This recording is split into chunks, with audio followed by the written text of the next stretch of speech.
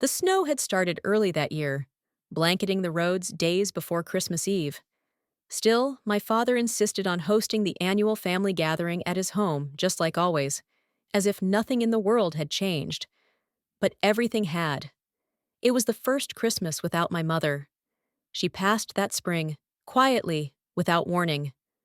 Her absence hung in the house like a shadow, her favorite porcelain ornaments packed away, her seat at the dining table glaringly empty. But my father never mentioned her, not once.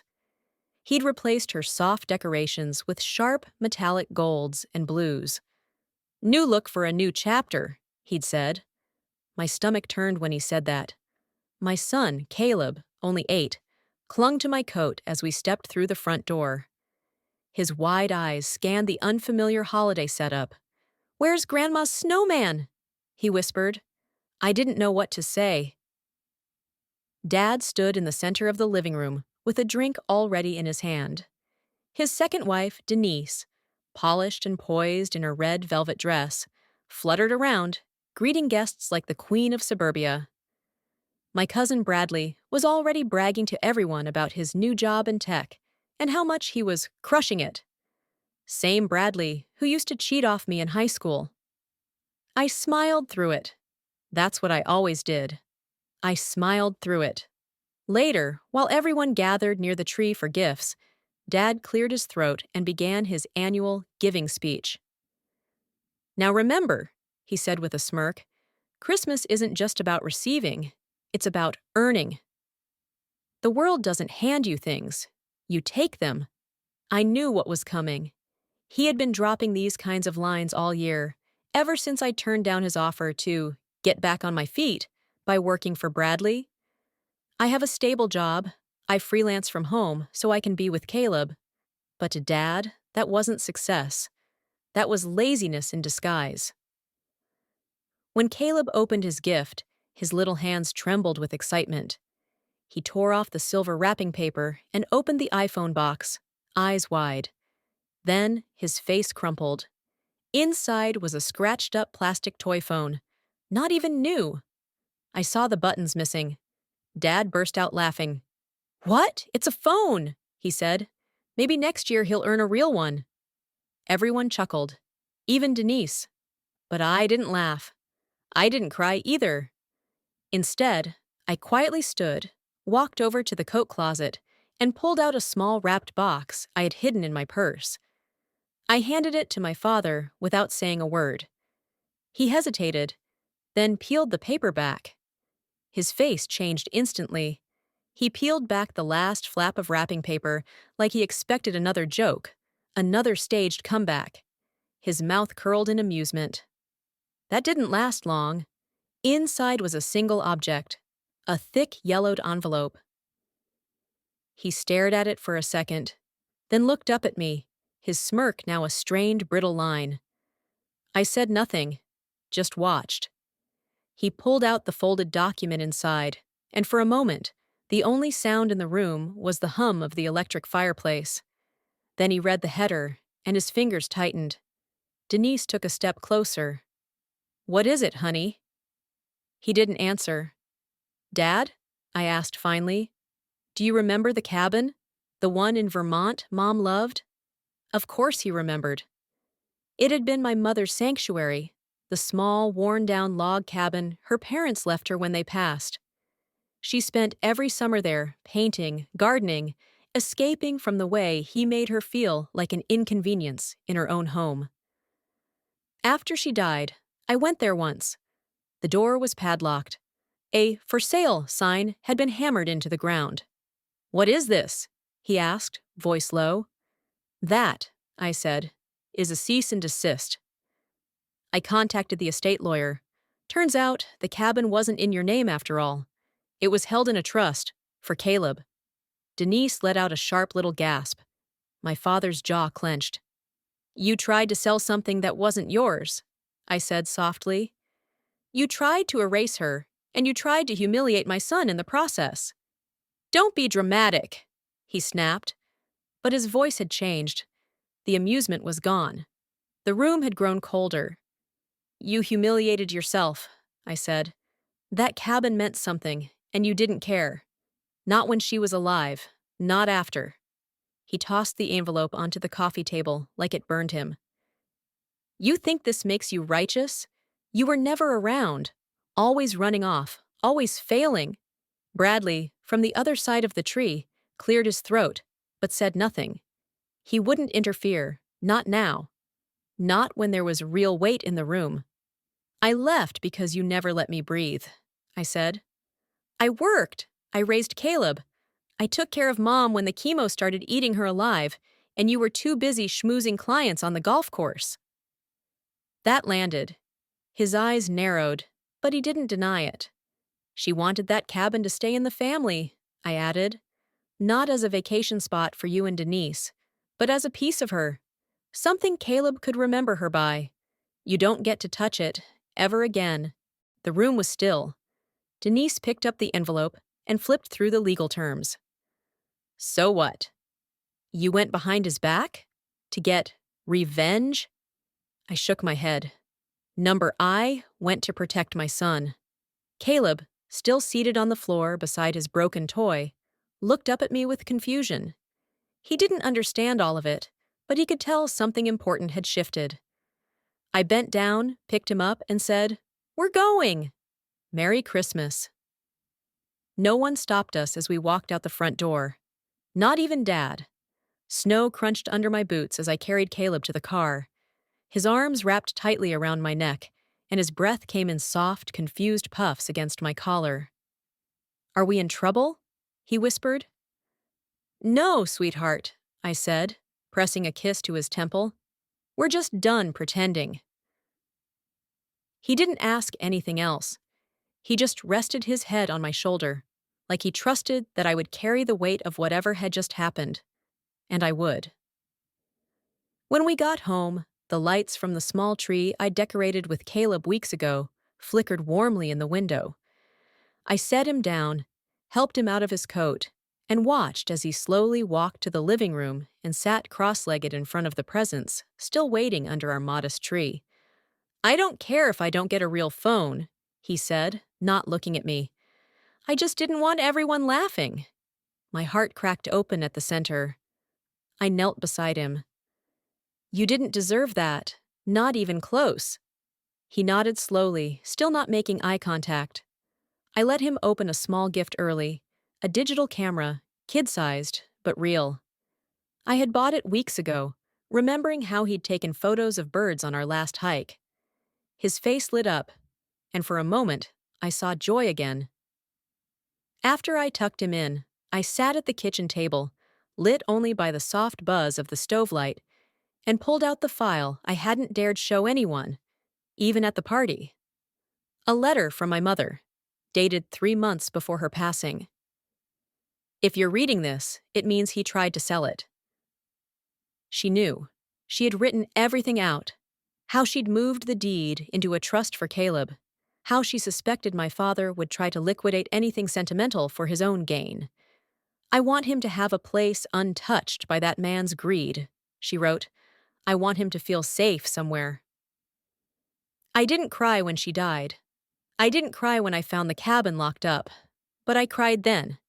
At the table, alone, the letter trembling in my hands. The next morning, my phone buzzed. One missed call from Dad. Then another. Then a voicemail. I didn't listen. Not yet. Instead, I opened my email. Waiting in my inbox was something else entirely. A forwarded message from someone I hadn't spoken to in years. Bradley. Subject: "You should know what he's planning." Attached was a single image, a scan of a legal document in draft. My father's name was on it, along with a list of assets, not just the cabin, but a business account I didn't recognize. And there, in bold, was a name I hadn't seen in over a decade. My name. He was trying to declare me mentally unstable, claiming I'd falsified trust paperwork, that I'd been under distress since my mother's passing, and was unfit to manage legal affairs. He wanted the cabin back, and he was going to make it personal. I drove to the attorney's office before the frost on my windshield had even started to melt. Caleb was still asleep when I left, safe under the care of our neighbor, sweet Mrs. Lane, who knew something was wrong just by the way I held the door. I won't be long, I told her. But I knew I would. The lawyer I hired was a woman named Miriam Holloway, mid-60s, silver hair in a low twist, sharp glasses that looked like they could slice through pretense. She didn't ask why I needed her. She had already read the email I'd forwarded from Bradley. "He's serious," she said flatly, after scanning the documents. "But he's sloppy." "How so?" Miriam pulled out a highlighter and drew a thick yellow line across a line of text. "He's making accusations without documented support. Declaring mental instability means he'll have to prove you've posed a threat to yourself or others, or been formally diagnosed. There's no record of that, is there?" I shook my head. "None." "Then he's trying to intimidate you." That sounded like him. Legal manipulation in a new disguise. "But," she added, looking over the scanned business account name, "this part worries me more. Do you recognize this company?" I leaned in. High Crest Land Holdings, LC. Number, never heard of it. "Well," she said, tapping her pen against her palm, "you're listed as a silent partner." On paper, I blinked. "That's not possible. I never signed anything." "Then he signed for you." My stomach dropped.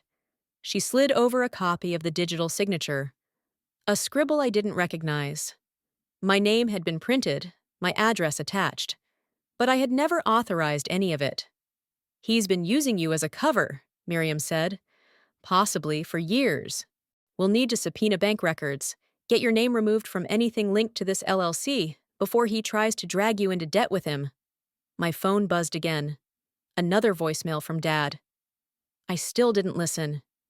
As I left the building, the cold slapped me in the face, and for a moment, I wanted to collapse right there on the sidewalk. But I didn't. I took a deep breath and reminded myself, he underestimated me. He always had. Back home, I found Caleb in the living room, camera in hand, taking blurry pictures of our dog with intense focus.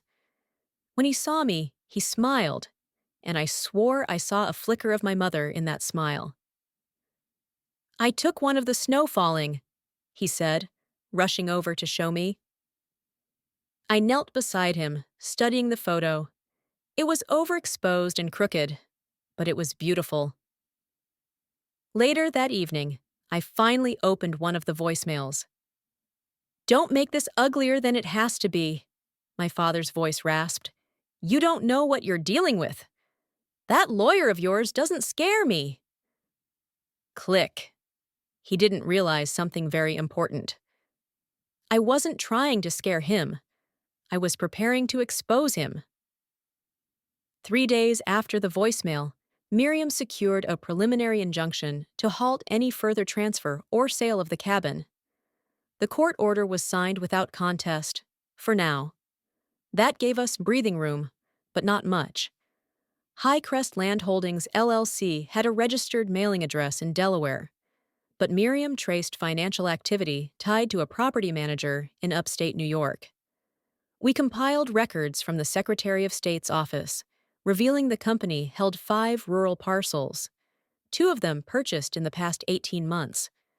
The company was registered as a real estate investment trust on paper, but its filings were minimal, and its banking history suspiciously lean.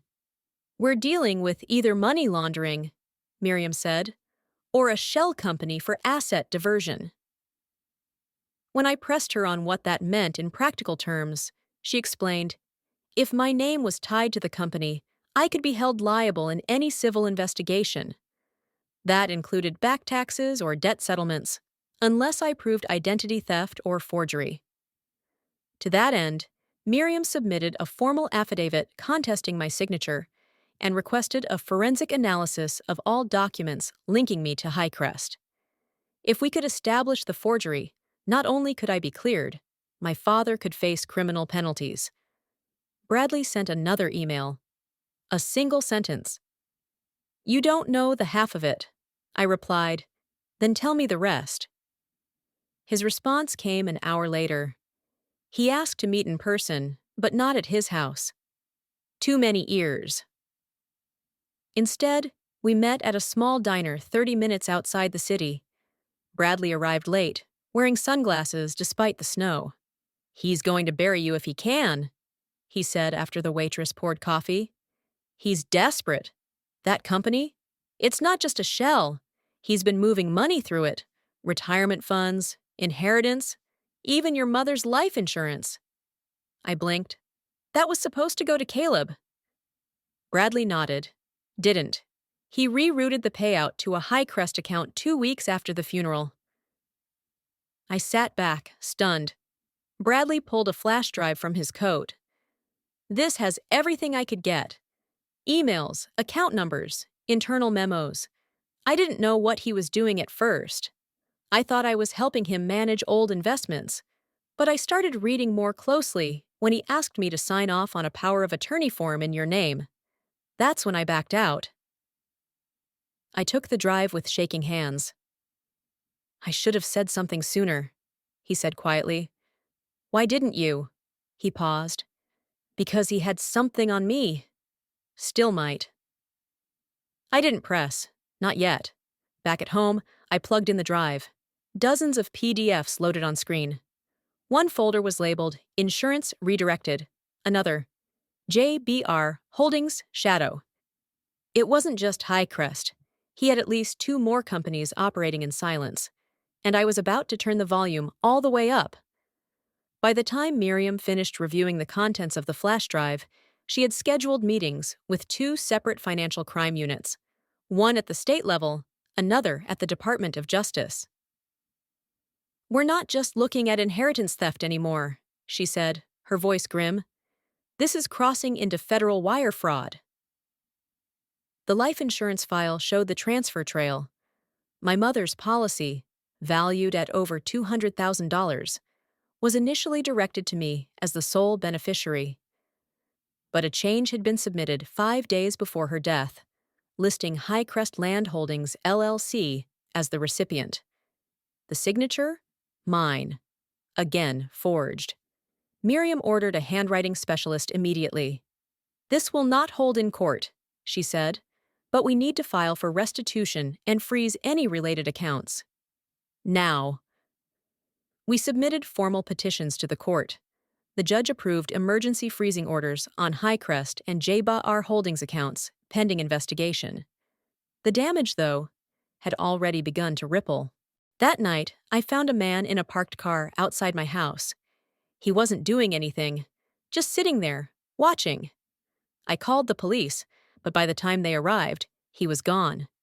Miriam didn't even blink. "That's a warning," she said. "He knows what's coming." The next morning, I received a letter in my mailbox. No stamp, no return address, just one sheet of paper. "You think you're smart. You think you've won. Keep pushing and you'll regret it." I turned it over to Miriam, who added it to the growing evidence file. "Has he ever been violent?" she asked. I hesitated. "No," I said. "Not exactly, but—" My mother used to flinch when he raised his voice, and once, he threw a chair. Not at anyone, but it cracked the kitchen floor. Miriam stared at me. "Let's not take chances." She arranged for a security system to be installed at the house. Motion lights, a camera, a panic button. I agreed to everything, not because I was scared for me, but because of Caleb. He didn't ask questions when I explained the cameras. He just nodded, then returned to his coloring book. I hated that he'd grown used to tension in the air. I hated that his holidays were filled with lawyers and court files instead of cocoa and cartoons. I made a promise right there. This wouldn't define him. That afternoon, Bradley called. "I'm in," he said. "If this goes to court, I'll testify." "Why now?" I asked. A pause. "Because I found something," he said. "JBR Holdings has a parent company, one I didn't recognize at first. But when I dug deeper, it's tied to your mom's charitable foundation." I felt like the floor had dropped beneath me. My mom's what? She started it privately, years ago, for women leaving domestic violence situations. It wasn't huge, but it was hers. She kept it quiet, maybe even from you. But after she passed, he changed the filing status, and he drained it. Every dollar, my mouth went dry. I'm sending you the records, he said. I'm sorry. Again. I hung up. The flash drive had given me facts. But this? This was personal. He didn't just steal money. He desecrated my mother's legacy. I sat on the floor of my mother's old study, the letter from Bradley open in my lap, while Caleb built a Lego city beside me. He didn't know why I was quiet. He didn't ask. But he stayed close. And that was enough. The documents Bradley sent confirmed everything. After my mother's death, the foundation had been dissolved quietly, its funds transferred to a new account labeled under JBR Holdings.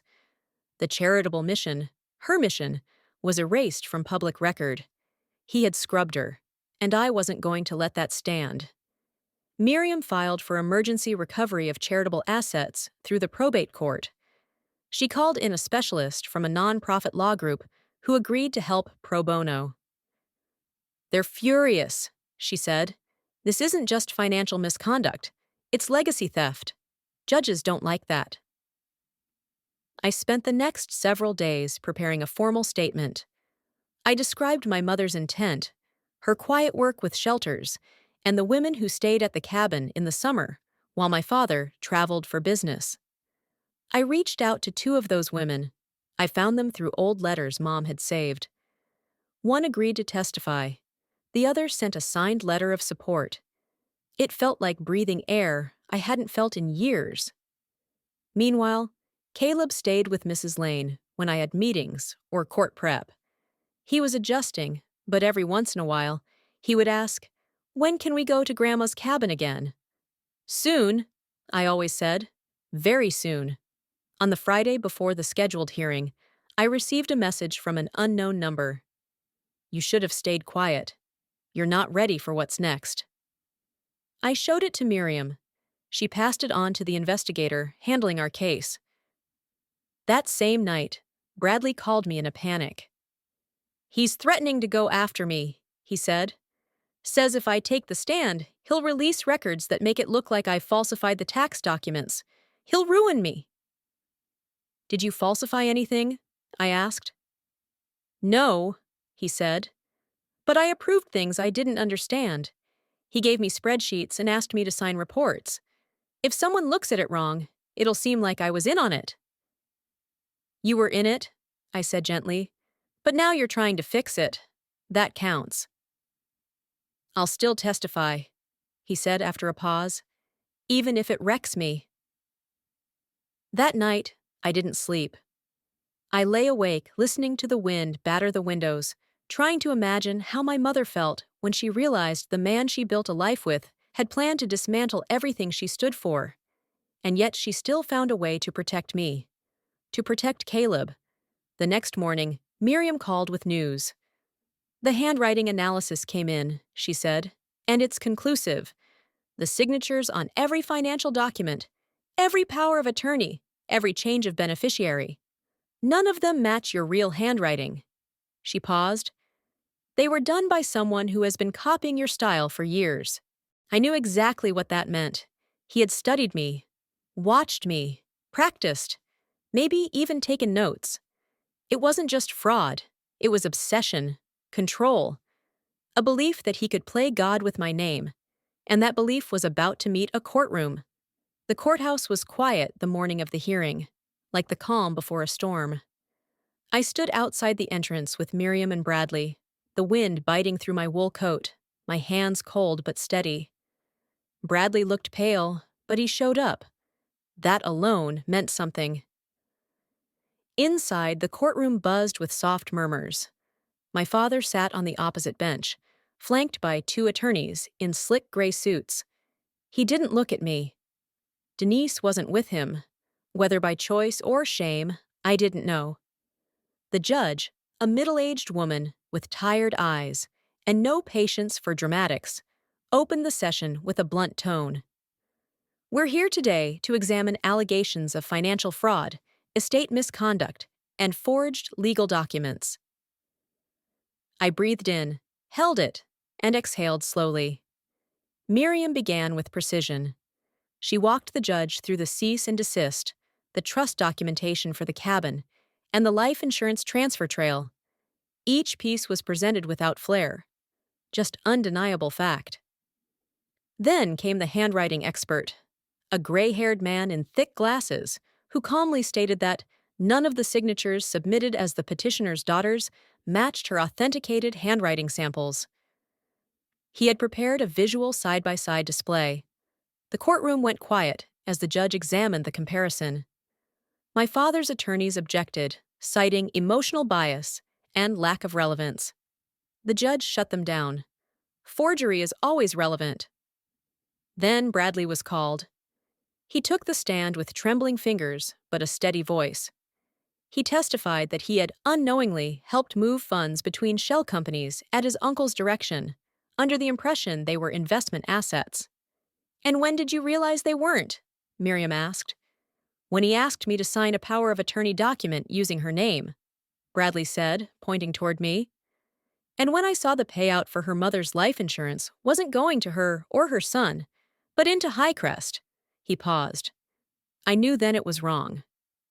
"Did your uncle threaten you?" "Yes, last week.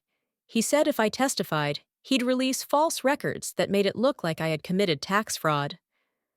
There was a murmur in the courtroom. "Did you falsify any tax records?" "No," Bradley said firmly, "but I wasn't careful, and that made me a liability." When he stepped down, my father finally looked at me. It wasn't rage on his face. It was contempt, deep, ancient, carved into his bones. He was called to testify, but his lawyers advised him not to speak. He remained silent, staring forward as though none of it touched him. Then came my turn. Miriam asked me only 2 questions. "Why did you bring this to court?" I looked directly at the judge. "Because my mother trusted me to protect what mattered to her, and because my son deserves to grow up without believing cruelty is strength." "And what do you want from this proceeding?" I swallowed. "I want the truth on the record. I want my name cleared, and I want what's left of my mother's work restored." The judge nodded once and recessed for lunch. Outside in the hallway, Miriam leaned against the wall and whispered, "That went better than I expected." Bradley sat on the bench nearby, his head in his hands. "Do you think he'll be charged?" I asked. Miriam paused. "If the DA picks up the evidence we've submitted, yes. But it might not be fast or clean." Nothing about this had been clean, but it was finally honest, and that was a start. 3 days passed after the hearing before the judge's decision was delivered. They were the slowest days of my life. Every time the phone rang, my heart raced. I tried to focus on Caleb, on helping him build his model airplane, on making pancakes that actually looked like pancakes, but the silence of uncertainty hung in every room like fog. Then, early Thursday morning, the call came. Miriam's voice was calm. "We won," she said. I closed my eyes, barely breathing. "The judge ruled in our favor across the board," she continued. "The trust stands. The cease and desist is permanent. Your name is cleared from all company records, and the forged documents are formally voided." I let out a breath I didn't realize I'd been holding for months.